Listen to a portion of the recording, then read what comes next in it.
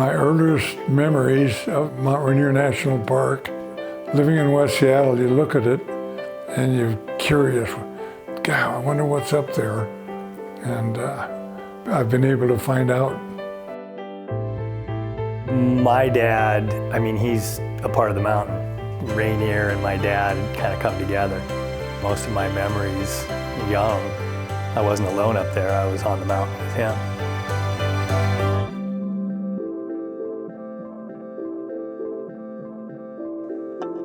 I climbed the mountain when I was about 16 or 17 and threw up on top, and I can remember that. What we like to say, or I say, is the apple doesn't fall far from the tree, but in the mountains it rolls a safe distance away. The earliest memories of Pete climbing with me, it was a little young. He was just 12. The first climb at 12 was arduous. It wasn't fun. It was hard. There were tears. And I look and he's crying, and I think, uh-oh, Pete, what's wrong? He said, I'm so cold and tired. And I said, we're almost up. I'm doing a detour, and here's some more clothes. And put some more clothes on him. And kept going because I had clients tied on the rope as well. They had paid to go to the top. Otherwise, I'd have aborted. You know, back then I feel like it was almost something I was expected to do, but I wanted to do it too, but I didn't know it was going to hurt that much. It was uncomfortable, stormy. I've got a picture of him on top, and he's sitting there iced up and cold.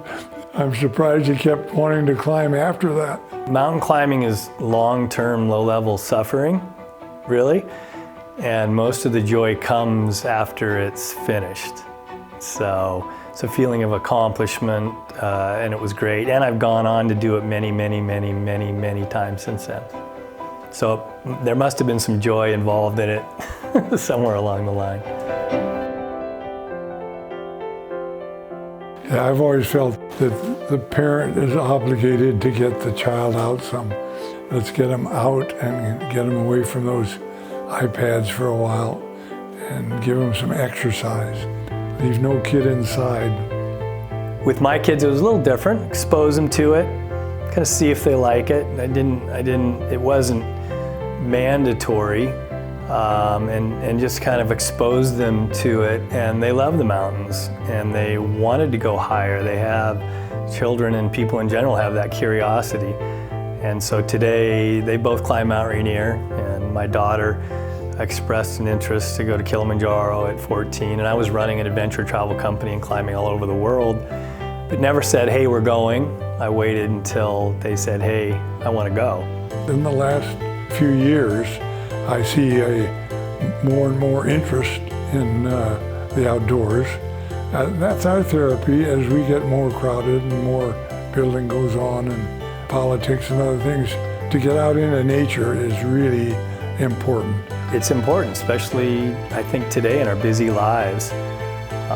There's a stillness and a peacefulness that comes with wilderness, and I think we're a little off balance with that in today's world, so we need to protect and preserve that. We are lucky enough to have the mountains and be close enough to appreciate them. The Northwest has mountains all over, and the Olympics as well. All of these, and they're national parks now, which is fantastic. Well, preservation of our national parks is super important. You know, I'm lucky enough to have grown up here with Rainier right in my backyard. The old growth forest and the wilderness that sits so close to major cities that is accessible to everyone. I mean, there's no question, it just needs to be maintained.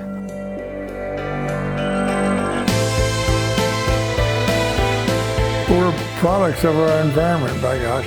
We're lucky to have, we need the environment, and then we become enhanced by it.